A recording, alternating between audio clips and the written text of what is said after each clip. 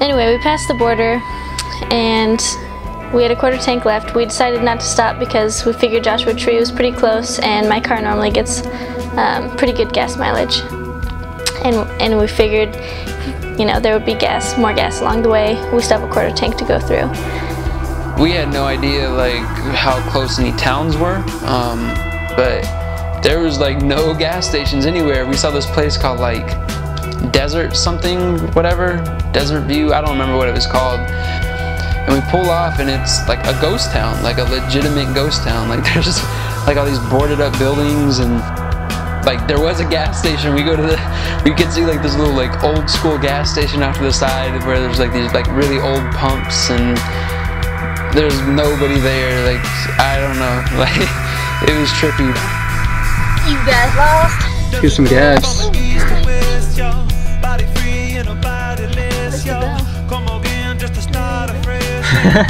We're like, okay, well the next place is 20 miles away. Dear God, I hope we make it.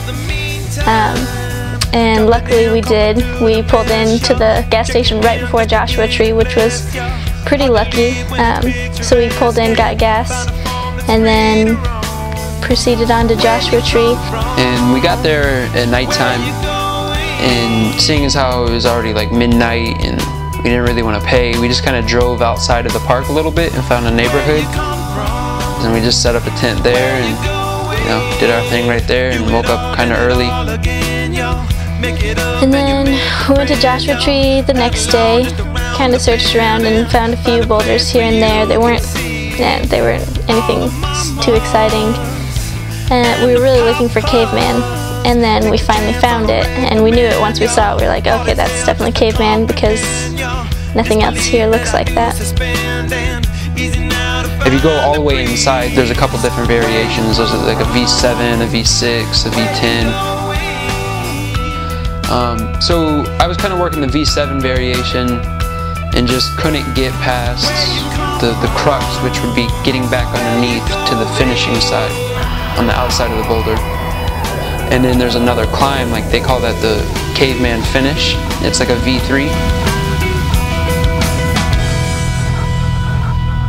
And you know, me and Taylor had already pieced the outside part together. We climbed the V3. That way we didn't have to worry about it when we got that part of the climb.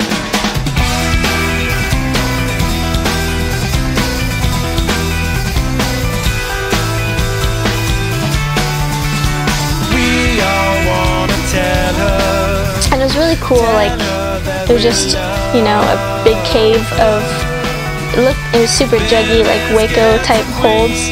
The only like downside is there was no top out to Caveman, at least that we're aware of. A little bit unfulfilling for me, but it was still a fun climb. Anyway, so we ran into some other boulders, and then we followed them around and kind of bummed on their crash pads and used their guide. It was cool. They showed us this, it was a V3.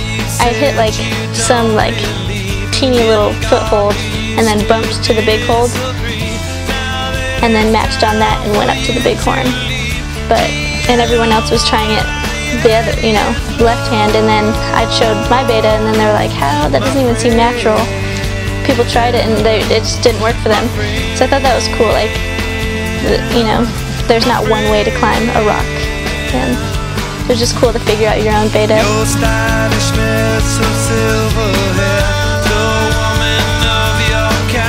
was funny, like, everyone they were climbing with was complaining, oh my god, it's so hot. They were all from San Diego, so I'm pretty sure they weren't used to the dry desert heat. And me and Rico were like, yeah, it's warm, but it's not too bad.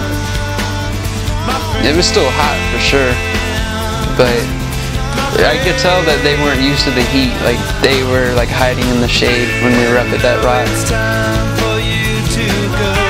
To me, Joshua Tree almost looks like an amusement park. Like it's very laid out. There's outhouses and there's like a paved road for the campsites, and everything's just there's like concrete picnic tables. The rocks are just like big white like looking eggs, and you know they have the trees everywhere. It reminds me of like something that you would see in the Flintstones.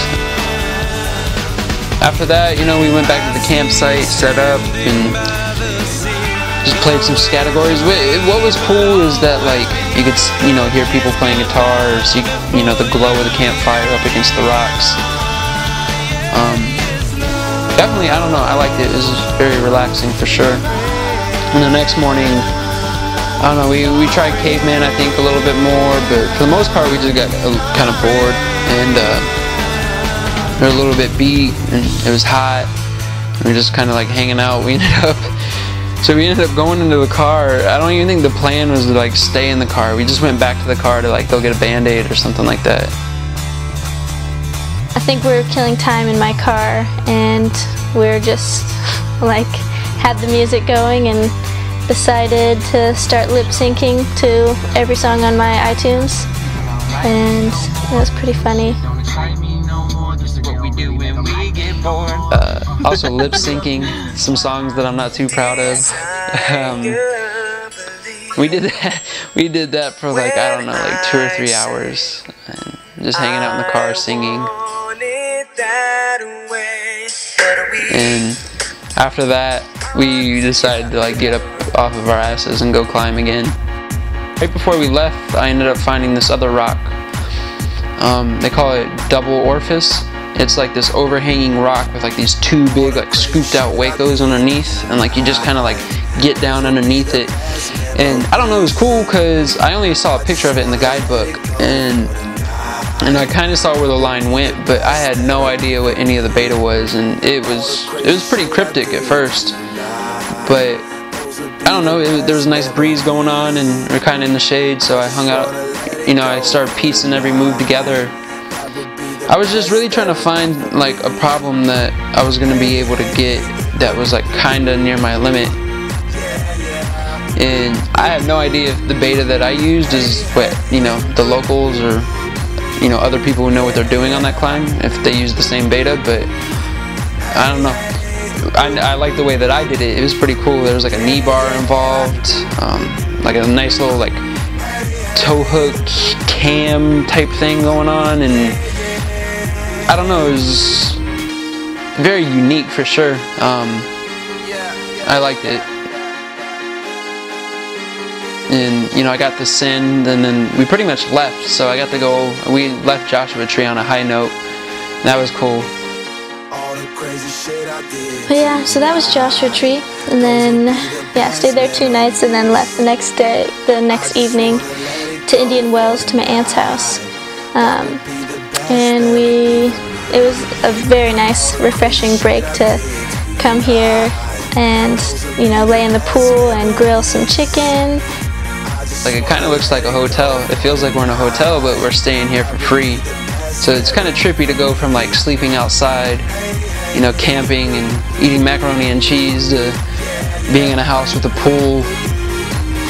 You know, it was nice to have like a real meal and cook on a real stove and a grill, and, you know, listen to music while you're floating in the pool all day. We hardly did anything. We were waiting for Brittany and Spring to come up to go climb Tramway. It was just, I feel very fortunate that Taylor has an aunt that has a house this cool.